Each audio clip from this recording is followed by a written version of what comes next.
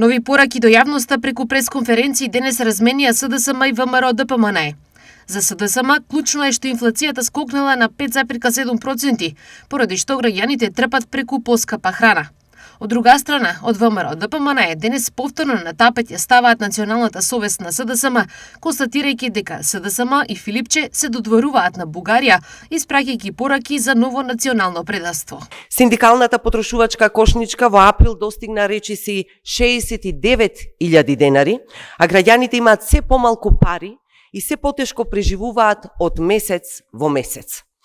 ВМРО, ОКГ и Мицкоски одбија да го укинат ДДВ-то на храната, одбија да го намалат ДДВ-то на горивата на 5%, одбија да ги намалат цените на патарините и одбија да воведат било какви мерки за заштита на стандардот на граѓаните.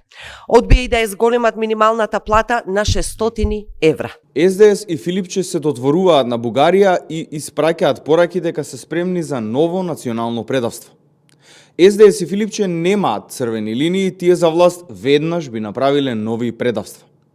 Филипче постојано изјавува дека уште веднаш е подготвен за уставни измени, без гаранции дека за Македонија тоа би била последната пречка.